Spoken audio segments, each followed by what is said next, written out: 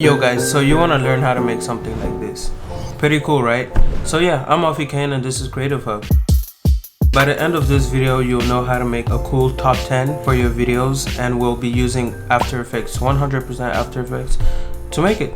So without further ado, let's just jump right in. So here, this is the preview of the countdown that we're gonna be trying to replicating. This is one that I made for phase K.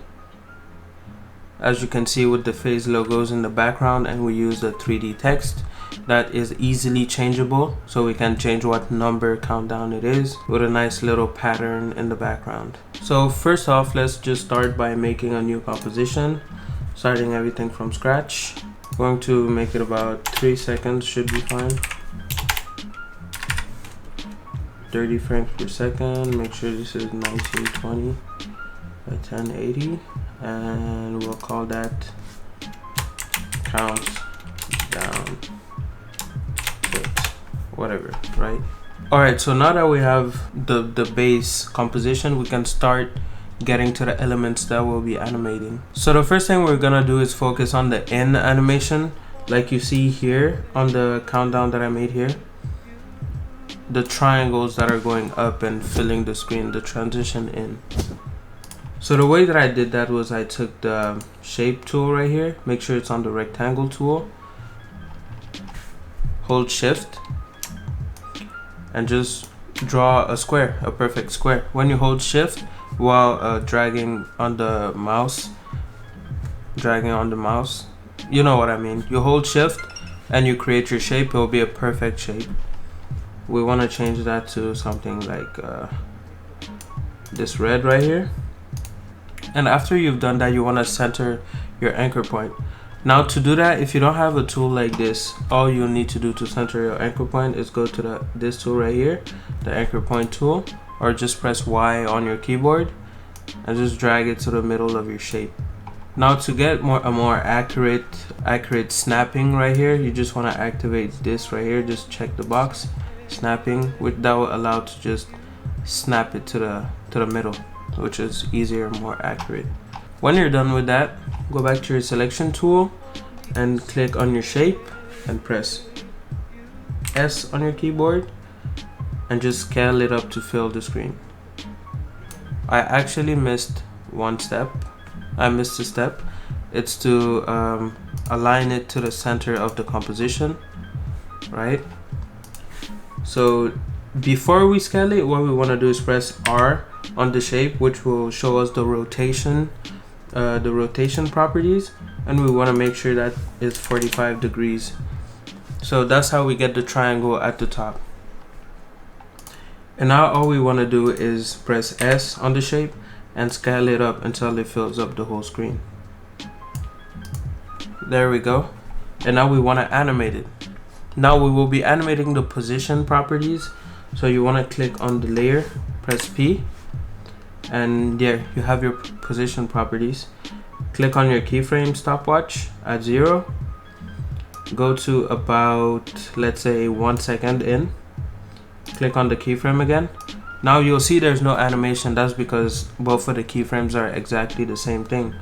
So go back to 0 and just push it down until there's nothing on the screen. Until you have nothing at all on the screen, no signs of the shape. So now if you play, you'll see it animates in. Pretty sweet. Now this is a boring animation. We want to add some easing to it. What you do is select the 2 keyframes, press F9 on your keyboard, then go into the graph editor, this little button right here. Grab one point, you can select it or just you can click on it, whichever you prefer, and just drag it to about the middle. And you want to do the same thing with this point, select it and drag it to the middle. And now we can check out that animation. That's what it gives. Now I think that's a little bit too harsh. This is a preference thing, so you can just drag them out a little bit to smoothen out the curve. And there you go. Now you got your sweet animation. Okay, so next up we want to emphasize the animation a little bit, like add a little oomph to it, I want to say. Like you see here on the countdown, you can see there's multiple layers to the end animation. So the way that you do that, you press on your layer, and then you press Ctrl D, which will duplicate the layer, and you want to shift it just by 1 frame. So what I did here, let me zoom in. I duplicated the layer, and then just the duplicate, the one on top, I shifted it by 1 frame. And now we can just go ahead and change the color to maybe a little lighter. And the bottom one, actually I'm gonna make it a little darker just to add some more contrast.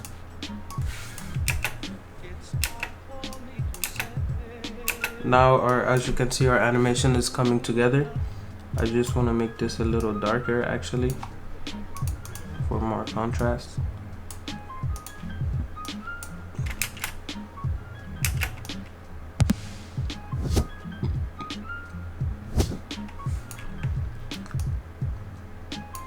Alright, so we want to do the same thing to add even more layers. Duplicate the layer and just shift it by 1 frame and make it a little lighter or darker, whichever you want.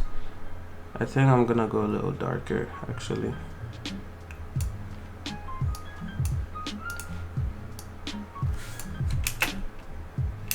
And there you go. Now I want to do the same thing just one more time. Control D to duplicate, shift it by 1 frame. And this one I'm gonna make it black because that's where our pattern will be, which we'll make in a second. And we want to add more effects to this. So as you can see here, this one is in stripes. So to make that similar effect, you just want to go to the layer that you want to add the effect to. In my case, this one. Go to effects and presets, let that load, and just click, type blind. It's Venetian blinds, I think that's how you say it, Venetian blinds. And you just want to drag and drop that on there. And here is where you'll see the effects properties. So you just want to put the completion to about, I usually do about 45%. It's whatever you prefer, And you can tweak the width and the feather. The feather just smoothens out the edges, which I don't like in this case. Or you can just change the rotation, that's a bit trippy. But here we're gonna keep that to 0. And that's how you get that effect. Oops. There you go.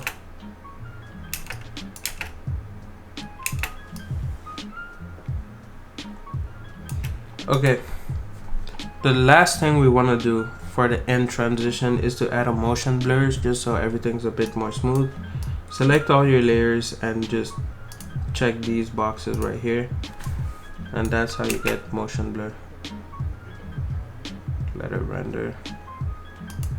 Now you usually want to do this as the last step, but I like to just add motion blur whenever I can. As you can see, it lags your After Effects a little bit because it's more processing. You can just check it here to turn it on or off. Alright, so now that we're done with the end transition, we want to work on the animated patterns that will be in the back, sort of like what I did with the phase logos here and the little lines, just to add some texture to it. So we want to just new composition, we'll call that backing, and I think I'll go with circles this time. I'm just gonna choose circles, do something like that, make it white so we can see it.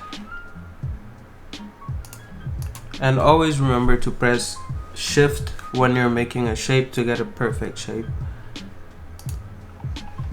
And yep, anchor point in the middle. Alright, so there's this thing in shapes called the repeater, which basically duplicates the shape into many different shapes. Like, it duplicates the shape without having to create different layers I'll show you what it does. So if you don't know how I got to that, all you have to do is click this little arrow here, then add, and then repeater. And once you do it, the repeater properties would appear down here. You can just open that and create as many copies as you want. Now all of these copies are dependent to the original shape, which means if I scale this down, you can see it kind of moves everything. It's still one shape. Let's say I go to contents to the eclipse right here and size this shape down. You can see that all the shapes scale up or down depending on that first one. Alright, so now that we got our first horizontal line of duplicated shapes, we want to also duplicate it downwards. So what we do is just add another repeater, which will basically repeat the repeater, if that makes sense. But instead of repeating it horizontally, we want it to repeat vertically now. So how you do that, you go into the repeater properties here, go to transform. The position, you want to set this to 0 and change this one to 100. And that's basically how you get the horizontal ones. And just put as many copies as you want. So now we can animate, add a little subtle animation to the circles.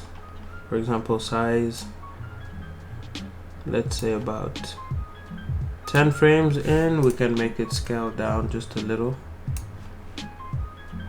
Now we'll select both of the frames, press F9 for the easing. Something I talked about in the last tutorials is After Effects expressions, which helps us with keyframing and animations just by coding basically. Yeah, it really eases the workflow and makes everything easier. So what you do is press Alt on the keyframe and just type loop out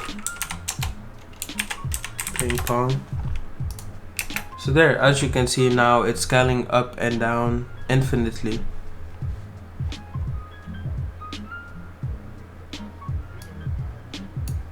Alright, so now we have our pattern, so we should be good to go. Now you want to come down to the countdown, the original end animation that we did. We're going to import, which one was it? Backing. So now we want to confine the pattern, the animated pattern that we just did, to the black shape. So the way that you do that is you make sure the backing layer is under the black shape, and you just want to go here to track matte and set it to alpha matte. So now as you can see, as the animation goes on, it reveals the backing. So here I want to tweak the backing just a little bit because I feel like it's not centered or scaled enough, if that makes sense. So right here, we want to activate title and action. Try to center it as much as possible. And boom, that looks about right. Yeah, that looks way better. Okay, so now since the shape that was originally there is being used as an alpha matte for the animated pattern, what we want to do is just duplicate that and make sure to select the eye so it's visible again, and just put it under the backing this time, and we can change the fill to whatever we want, such as this, and boom. If you look at this one that I did, you can see the pattern is a bit blended in the backing. So to do that, you just want to come here, go to the backing, right, and set the mode to overlay, either overlay or soft light, whichever one you prefer. Alright, so to add a bit of depth to the animation, a bit of detail, we can add the backing to be scaling down as the transition in is happening. To do that, you just want to go on the backing layer, press S on your keyboard to show the scale properties, and scale it from maybe 300 and go to 1 and scale it to 100. And now we want to add the easing per usual and try to replicate the same exact curve that we did for the triangles. As you can see, now the animation is a bit better. It has a bit more depth and detail to it. And make sure to always check the motion blur box when you create a new layer or a new animation, and then you could just take it off here so that you can activate it later. Alright, so next up we want to add the little circles that pop up after the animation is in. Right here, let me show you guys. Right here you can see the circles that pop up to create a kind of canvas for the text to come in. To do that is pretty straightforward. You just want to go to the shape tool right here and make sure it's the ellipse tool, and just create a circle. Center the anchor point. Always center your anchor point. You can use this tool, or if you have motion 2, then you can just center it using that. Okay, so these circles, we want them to be a little dark, so we're gonna maybe change it to this looks about right, and at around, let's say 20 frames in, we want them to animate in.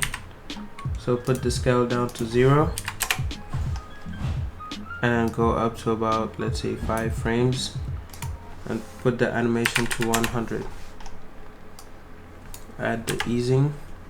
This time, instead of pulling the 2 sides, we're only gonna pull one of the sides all the way back, and we'll get a sweet animation like this.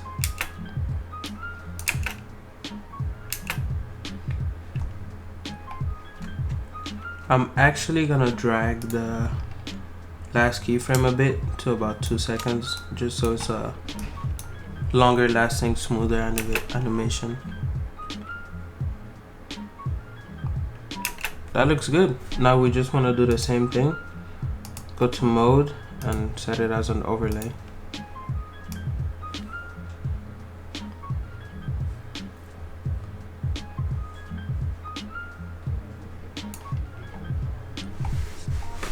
Looks about good. Actually, I think I'm gonna shift it even a little more this way. So maybe start at 15 and end right here at 25. Yeah, that looks pretty good.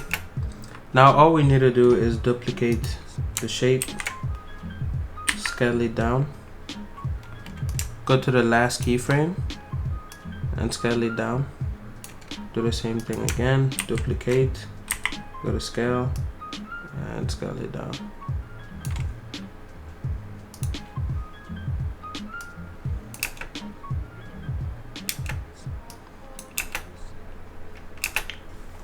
Now, like we did with the in animation, we want to shift all of these by 1 keyframe from each other, so we just get a more dynamic animation. And then activate the motion blur.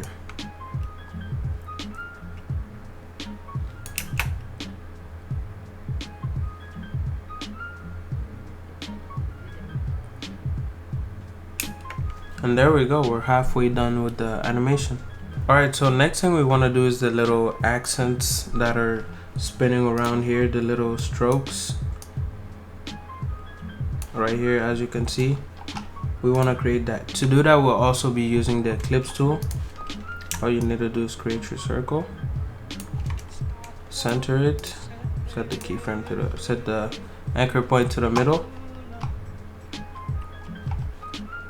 and just add a stroke of about 10 should be good, and change the fill to null. Now you want to parent the stroke to one of the shapes so that it scales up at the same time as the shapes under it. How you do that is this little pick whip tool right here. You want to just pick whip it to any of the circles that you created, it doesn't really matter. And now, as you can see, it will scale up alongside that circle. Now after we're done with that, we're gonna go to about 1 second in, open the properties of the stroke that we created, and add something called trim path. What this allows us to do is animate the trimming of the stroke. So if we go to trim path, open the properties and set end to 0, you can see that it animates the stroke. So we just want to keyframe that, go to about 2 seconds in and set it to 100.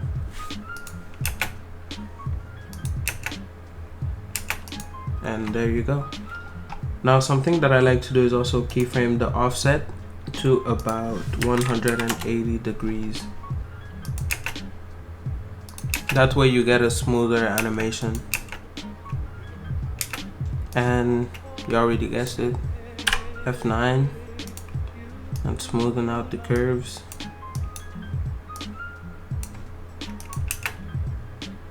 And there you go.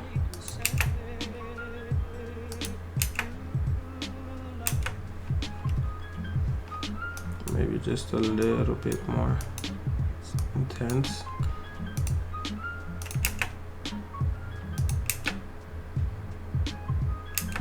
And there, that looks pretty good. Now we do the same thing, we duplicate it and scale it down.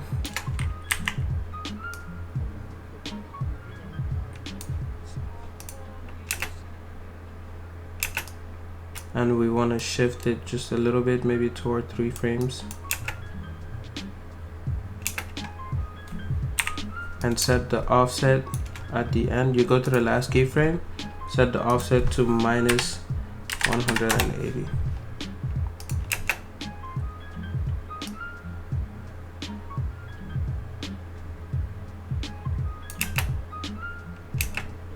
And there you get a cool keyframe like this. I think I should pull these keyframes back just a little more. Something like this. That might look better. Yeah. And pull these a little more too. Okay, so that part's done. Now we just want to add the motion blur to it. Make sure we add a motion blur to all our layers. And it adds this little really cool motion blur effect that you can see on the strokes. Okay, so now that the hard part's done, all we have to do is create the number now. The countdown. We need a number. You want to create a composition and let's call it number. And before you click OK or press enter, you want to go to 3D renderer and click change classic 3D to cinema 4D. And you'll see why in a bit. Okay, so now we got our composition. Now you go to the text tool right here and just type 1. And like I said, always make sure to center your anchor point and align it to the middle of the canvas. We want to make this just a little bigger actually. Center it to the middle. Yep, let me choose a good font. Good font that we can work with. Yeah, I guess we could work with this. Anchor point middle and align. And there. Okay, so now we'll work on the 3D space. What you'll need to do is just click on this little cube right here, which will make it into a 3D layer. Click on your text, open the properties, and here you see geometry options. If you had classic 3D renderer, you wouldn't have that option available to you. So you want to go to bevel depth, and to see just what you're affecting, you can change the camera here to top view. If I add some extrusion right here, you can see it extrudes the text, hence the name. I want to do something like maybe 50 is good. Let me zoom in just a bit so we can see better. Okay, so now as you can see, our anchor point is not centered onto our object. Now what we're going to do is press A on our keyboard with the layer selected, which will open up the anchor point properties, and we just want to center it.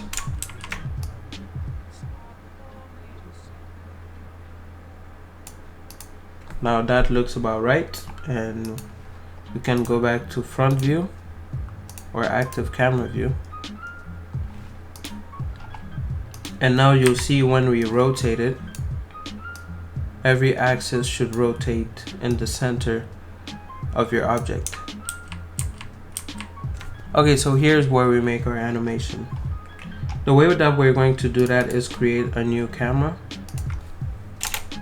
Doesn't matter, don't change any settings in the camera. I also like to create a null to animate the camera.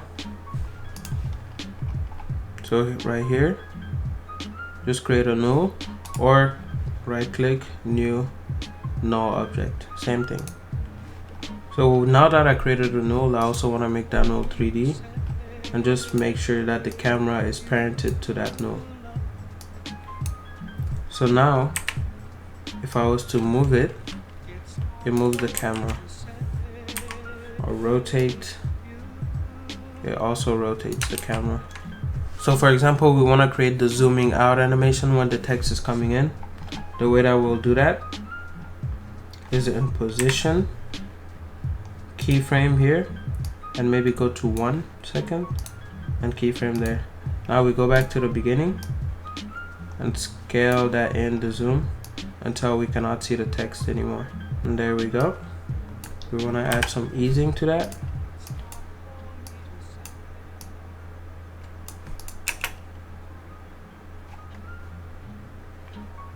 And boom. Now you got your scaling in animation. Now since this is 3 and I want to make scaling in and scaling out, I'll find the middle of the timeline. So here we'll have it scale in and then scale out. So I'll just copy this keyframe right here and also paste it at the end. So in the beginning right here, we're having it scale out, the camera is zooming out, and then at the end it zooms in. We can also check the keyframe here and just pull that to the right side. By the way guys, if you guys want a more in-depth tutorial on keyframes and how it works and everything, let me know in the comment section and I'll do something like that. For now, I'm trying to go a little fast and I'm assuming you guys know the basics of After Effects if you're trying to make a countdown. And always remember, the assets will be available for download in the description if you really want to learn how I made it and you missed something in the video, or just ask me questions down in the comments. Alright, so if we play the animation, this is what we got. Pretty sweet. But we want more animation to the object itself and not just the camera. The way that we're going to do that is click our object right here and we're going to be rotating the orientation. So we want to change the view from active camera to front, that way even in the start of the timeline we can still see our object. Active camera is basically seeing through the camera, and if you go to front, it just shows you everything that's in the front view, which will be easier for us to change our object. Well, animate our object. First of all, we want to animate the Y rotation. So we will keyframe that to about, let's say 180. Up to here, it'll be back to 0. And then to 180 again at the end. We also want to animate the X orientation. I would want that to be about, let's say 20 to start with, and then at the middle we can maybe do something like, actually at the start we want to have it be around 50 degrees, and right here at the middle we'll have it be 20 degrees, and at the end 50 degrees again. So as you can see, we have this cool animation of it coming in then going out.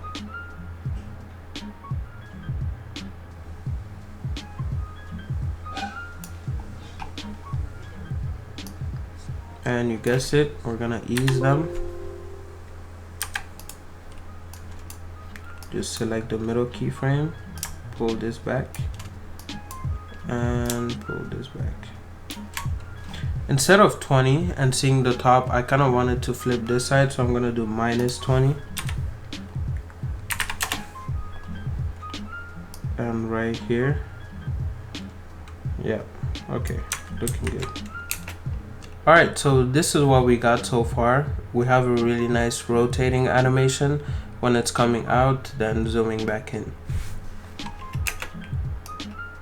Now the issue at hand here is that the object is, you cannot really tell what it is because of the lighting. Like everything is bright white and we want to change that.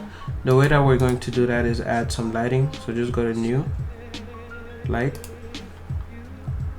Okay, and now you can just make whatever lighting you want. Take off snapping because it's annoying. And yeah, just position your light to whatever you're going for, and you can change the camera views to really see where your light placement is and how your light is affecting your object. So yeah, add as many lights as you want. Make sure it looks good. Okay, so this is what I got. Looks pretty nice. Now after we're done with that, we just want to make sure everything has motion blur here, and go back to our main composition, drag our number composition in, and as you can see now, let me just render that. Alright, so we're starting to get somewhere. Here, as you can see, the beginning animation, the flow of the one isn't really correlating with the flow of the end animation, but it's not a big deal. Now I add this effect called deep glow. I'll leave the link in the description for you guys that want to download it, to add this really cool glow to the text. Unmount it, and there you go. Now the text looks a bit transparent. We don't want that, so duplicate that and delete the deep glow off this one, and we should be good. Now I want to add deep glow to the little accent circles here.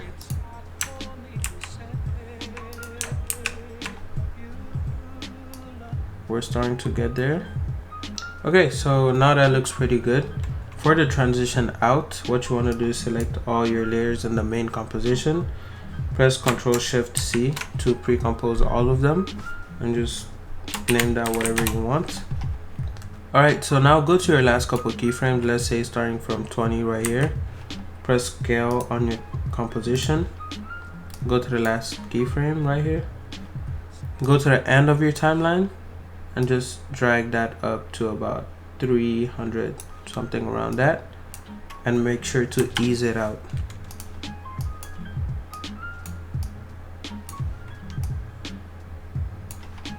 And add motion blur. Alright, so here we want to alpha matte it to a shrinking circle. The way that we're going to do that is just go to the circle tool right here, and then create our circle. Doesn't matter how big you make it, just make sure it's an actual circle. You have to press shift while making your shape to make it a perfect circle. Fill it in. The colors don't really matter because it's gonna be an alpha matte.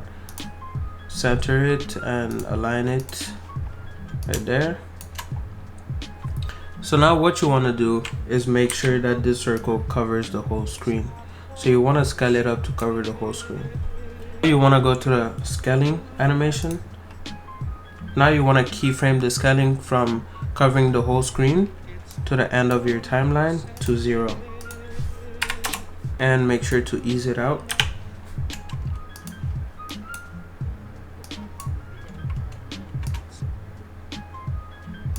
Add some motion blur to that, and now go to your done pre-composition and alpha matte it to the circle. So now as you can see, it has a really nice out right there. It has a really nice out transition.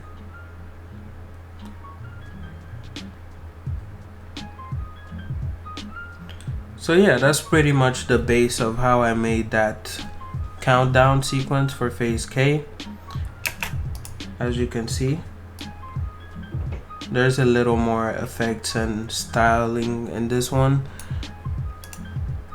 If you want to add those gradients and styling, all you have to do is open your composition, go to your shapes, and just add gradients to it. It's called the gradient effect, and you can add whatever gradient you want to it.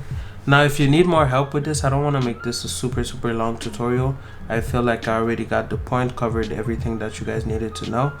If you guys need any more help, you can just hop in my Discord and I'll help you guys with anything you need, or just ask in the comments.